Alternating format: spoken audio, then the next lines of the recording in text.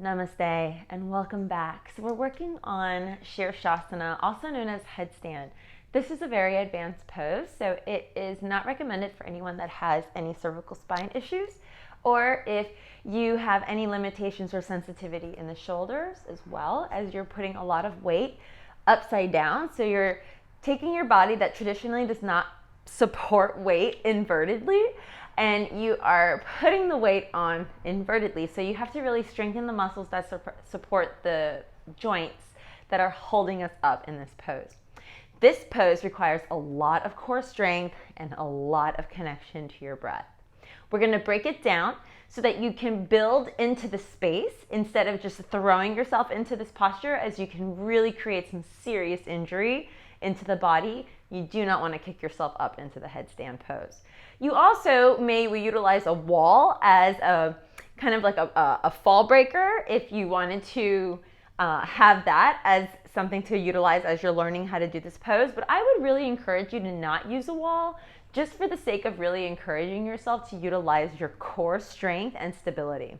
There's a product known as Feet Up. I own one of those products. I have no affiliation to them, and I do not get any credit for any of their products that are sold, but I highly recommend utilizing that product because that product helps you go into your inversions safely and efficiently without causing any injury to the shoulders and without causing any injury to your cervical spine. So let's go ahead and get started on the earth. So we're going to be utilizing the ground for this particular Sirsasana. And we tend to begin, we're going to start from bottom up. So we're going to start in all fours in a tabletop position. And I really enjoy the use of some props here. So I would use my my block, and I would create a loop around my strap and place the strap around the forearms. And you want to have your strap big enough so that the loop is enough to create a shoulder distance apart for yourself to support yourself. And you're going to want to put this around the bicep, right above your elbows. So you create kind of like a square. Then what we're going to do is interlace the fingers, creating a cradle. And the pinky side edge is going to be resting on the ground. We're going to squeeze those shoulders and those biceps towards one another while rotating externally and pressing down actively into the mat. Now, I have this block here because the block also will help you as you come into the space by either helping to measure the distance out, and you can either opt to press into your hands and work on a dolphin version of the pose, or go ahead and take the fingers into an interlace and press the pinky side edge down. But not a lot. You still want to be able to slide like a piece of paper underneath at some point. So once you get your set foundation, you're going to be pressing so much so that your pinkies are just lightly touching the ground. Like your head. Your head will also be lightly touching the ground as you're putting a lot of that force and energy into the upper portion of your body. So your shoulders, your biceps, your triceps, your forearms, your belly is drawing up and in, and your back body muscles are working actively, as are your legs. So we're in this position. We keep pushing down into the forearms, and then we're going to tuck the toes. From the toes tucking, we're going to take the tushy up to the sky and extend the legs. And from this space, just get a sensation of what the body feels like here. Okay. And now let's go ahead and come back down. So in this pose, you can opt to have your students remain in this variation of the inversion, or we're going to go ahead and take our crown down towards the earth, and not the very soft spot or the spot that gets nice and strong after we're born. It's more of the top portion, more of the flatter portion of your head is going to come down onto the ground. So if you had a ponytail, you'd be fine. Okay. And then from here, we're going to tuck the toes and lift the legs. So again, we're having that same position we were before. And we're going to walk our feet in. Notice some rounding in the upper back and in the lower back. So in the thoracic spine, lumbar spine's rounding. My butt is severely over my shoulders here. And I'm going to bend one knee and draw it in close. Keep pushing into my forearms. And then exhale, release. And then I'm going to do the same with the other and rotate my pelvic floor forward and then back down. So notice when I do that, I lift my foot and lower it back down and then release.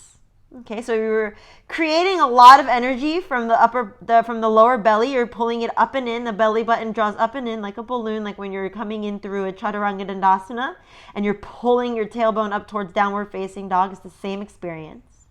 And then once here, you might even decide to take your knee in again. Maybe both knees come in and roll your hips over. So you're rolling your pelvic floor backwards. You're coming into a posterior tilt, and then keep pressing your knees in the direction of the sky. You're going to draw your belly button up and in, lace the ribs together here, and then begin to push into the forearms. Continue to breathe. And then we're going to lift the legs up towards the direction of the sky, and then squeeze the inner thighs towards one another. Squeeze the belly button in. You're active in those shoulders, active in the arms. And then very kindly, we're going to come out the way we came in. Typically in this pose, you're going to want to have your students remain in Śīrṣāsana for about 5 to 8 to 10 breaths. Some practices in Shivananda, we're here for about 3 to 5 minutes. And then go ahead and draw your knees in. You're going to bring your pelvic floor forward. You're going to roll forward. And then you're going to let your toes come down to the ground. So remember, really hollow out your belly here. Pull everything up and in so you're drawing your knees as close to your chest as possible. And then take one toe down and then the other. Knees down. You're going to release your strap. And then just release the hands down by your sides. You're going to move from side to side here to alleviate any pressure. If you feel comfortable coming into a rabbit pose, I would suggest holding onto your heels and drawing your crown towards your knees, getting a stretch out of the back of your skull. And then come back up slowly because you were in inversion, so the blood is rushing down or up to your head. And come back to neutral position. For modifications of this, I would suggest that you would utilize a blanket under someone's head to give them some sense of stability. And also keeping in mind, again, like I said before, utilizing the wall. And for those that like to use a chair, I'll use my couch here for an example. But you can do the same variation of bringing your hands in front into the interlace, creating that kind of like that rectangular, triangular, rectangular square, placing the crown at the base of your hands here. Walk your knees in and then round the spine slightly. Look towards your belly button. Push active into the forearms and into your shoulders so that you're pushing the earth away from you. Pull the belly button up and in, tuck the toes, and you're going to start to walk back. And you're going to start to bring your feet up very slowly, and check it out. If you want, you have your couch right there, so if you fall backwards, then you're going to have some support behind you. All right? So don't be afraid, but have fun. Now note, in these poses, you will double out. So how to come out of this pose safe is what we call tuck and roll, okay? So if you're in the pose and you're upside down and you're going to fall out, then in this particular pose, you tend to either fall backwards or you tuck and roll and you're off your neck. So you roll out of the pose, okay? I hope this helps you, and I look forward to practicing with you soon. Namaste.